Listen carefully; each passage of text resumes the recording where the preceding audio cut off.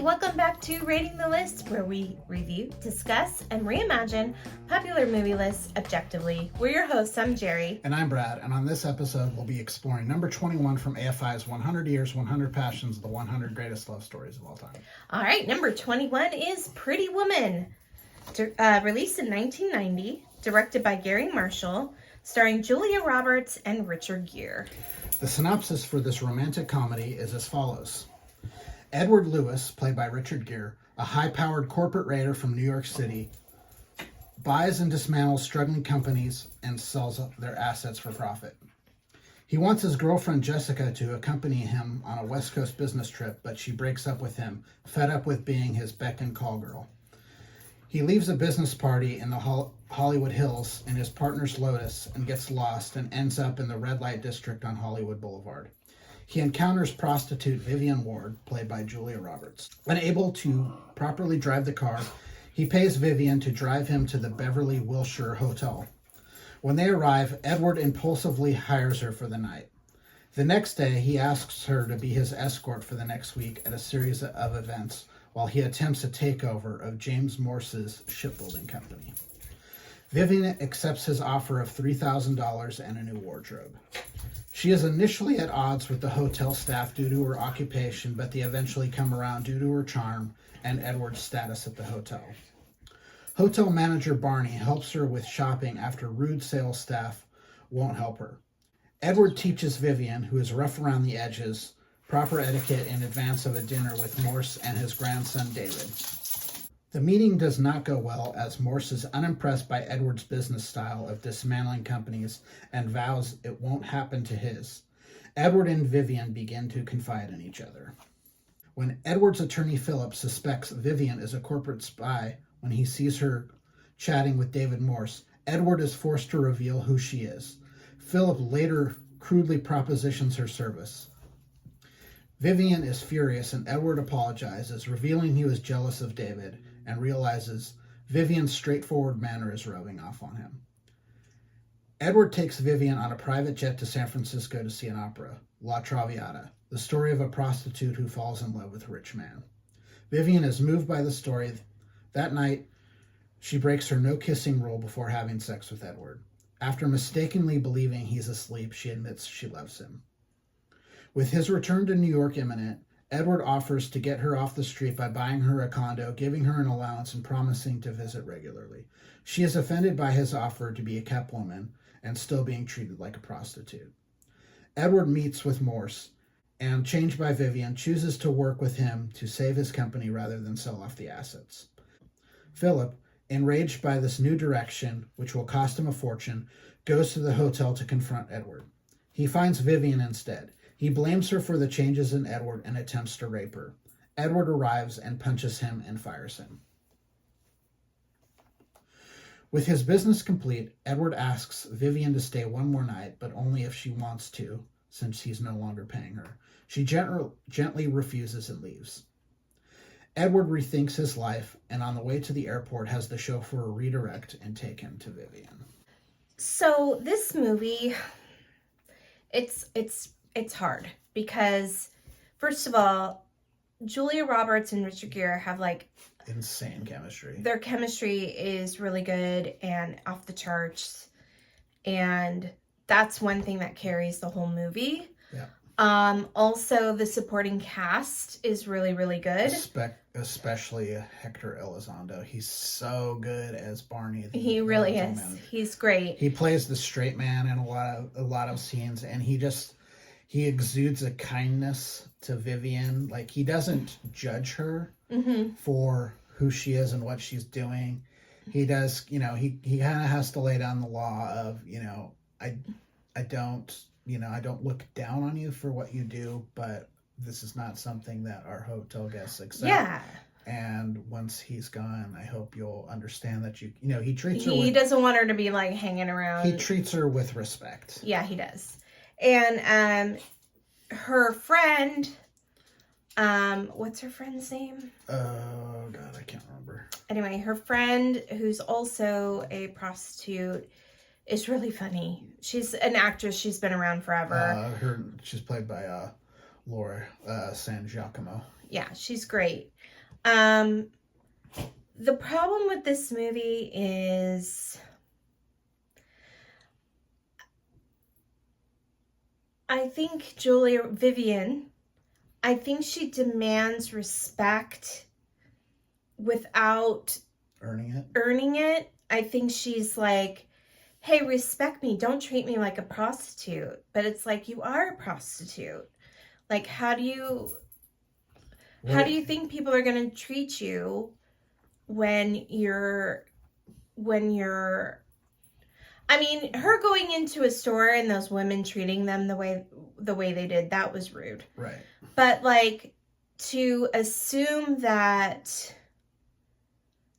just because you're with someone that has money and is respected means that you're going to be respected now isn't the case. And Julia Roberts as a prostitute, like, I don't buy it. At least as a streetwalker. I mean, like, if you're gonna have her play, you know, a prostitute, have her be a call girl. Yeah, but this movie like really made her career. Really, for sure. Her career blew up after this. Yes, it did, and she's beautiful. She's got long red hair. She's gorgeous, and it's the story doesn't hold up as much as it used to. Yeah, the other thing that doesn't work for me, and this goes back to that thing where I'm like, when the story falls upon how the audience feels about the people. Mm-hmm. It's like, why does she fall in love with him? Like, okay, he's rich and he's really good looking, but why does she fall in love with him? Like, what is he doing that makes her fall in love with him? He treats her kindly. To some extent, but he still treats her transactionally the whole time. He does it with respect, but it's still a transactional relationship. And how does she translate that into falling in love with him? That's the thing I've always had trouble with this movie. Well, I think Edward kind of says it in the movie. He's like, we're actually the same, you and I. And I think that she likes that he's, I don't know, maybe it's because he's established and he knows what he wants and he asks for it. Maybe it's his self-confidence. Okay. Maybe it's, I mean, a part of it could be a materialistic reason.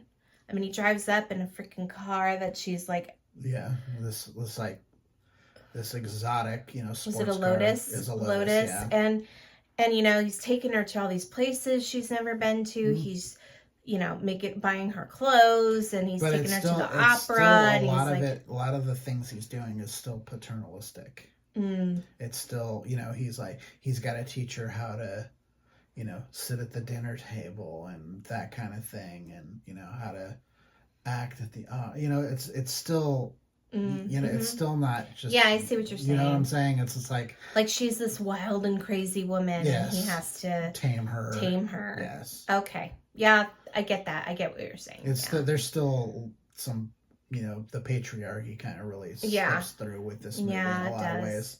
I mean, it's hard not to love the two of them together. Yeah. It's really, really hard to, I mean, this is like peak Julia Roberts. Yeah, and it's really hard to not. Yeah.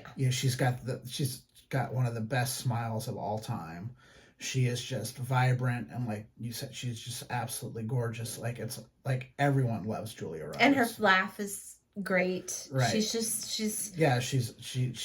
She is a movie star. She is an absolute movie star. Big time. And a lot of this movie was like her in really nice outfits. Her and Richard Gere, another movie star, being movie stars, and that to me, that's a lazy way to make a film. Yeah. Even that other movie they were in, Runaway Bride, they still had uber amount of chemistry in that movie. Yeah. That movie was okay, but they were both really, you could feel it. Yeah, so this movie, it has a lot to go for it. It's dated in a lot of ways. Yeah, it's really dated. And some of it, as I've gotten older, can't look past The stuff you kind of accept when you're younger, you don't accept when you're older to some extent. Yeah, and the music was very early 90s. Yes. Like super early 90s. Yeah. And Jason Alexander played his lawyer, and he's played a good scumbag. Yeah, he's really good. Yeah, he did really, really well. Yeah. That was that before? Oh, yeah. Seinfeld? Yes. 1990? Yeah. Okay. Yeah. But yeah, I mean, it's a fun movie to watch, but to be on a romance list this high up, I'm not sure if it should be. I mean, at the very least, it's a love story. That kind of that's true. I keep falling back on that on this list. Well, at least it's at least they put a love story on the love story list. Exactly. I gave this one a 59. Jerry gave it a 58. The list score is 58.5. I was actually kind of surprised that we had scores this close. When I scored mine, I'm like, oh, this is going to be one of those ones where we have a big gap, have a delta. But if I really look at like the questions that we ask, how we rate this list, and I put this movie on there, that I rated the chemistry between the actors really high. So did I. Because it was. I did too. I rated the production of the movie pretty high. Yeah, this is a Gary Marshall movie. Gary Marshall was this is not a term of disrespect. He was a studio filmmaker, extremely competent. He went in, and anytime you saw a Gary Marshall movie, you got exactly what you expected, which was a movie that was well made and probably came in on budget and did all the things that it was supposed to do. That is what a for-hire studio director is supposed to do. And this movie does that. Just like pretty much every other movie Gary Marshall ever made. Right. So, you can't fault it for what it is in that. It's just there are problems with the story. Yeah. Yeah, for sure. And it's problematic, in a lot of ways. And there are ways I think you could tell this story to update it and not be as problematic, and maybe it would require kind of going beneath the surface a little bit more for both characters. I just don't think that they felt that they even needed to do that, because it's Richard Gere and it's Julia Roberts, and people they were just making a romantic comedy. Yeah. They weren't trying this script actually started out as a drama, like well, I could see how it could get there. It was a much grittier movie that they decided that they weren't going to make. If they're going to make it like Les Miserables. Yeah, they don't end up together and stuff like that. Vivian was a lot more jaded from what I read, so interesting. It would have been a completely different movie. Yeah, you probably wouldn't have starred Julia Roberts and Richard Gere. But yeah. Yeah. So that was 21 Pretty Women. If you have a pretty woman, is that what I said? That's what I said. Anyway, if you want to leave a comment about how you feel about this movie, if you think we're on target or way off, just let us know in the comments. If you like this material that we're putting through, please subscribe to our channel. If you'd like to contact us directly, please email us at ratingthelist@gmail.com. But for now, I'm Jerry. I'm Brad. And we're Rating the List. We'll see you next time. Bye. Bye.